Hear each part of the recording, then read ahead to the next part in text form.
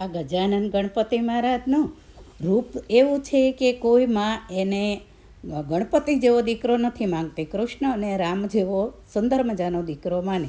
પણ ગજાનન ગણપતિ મહારાજનું કામ એવું છે કે પોતાના પિતા એટલે કે શિવાલયની જે શિવની સ્થાપના કરવામાં આવે ત્યારે પણ અગ્રસ્થાન તો કે ગણપતિ મહારાજનું હોય છે.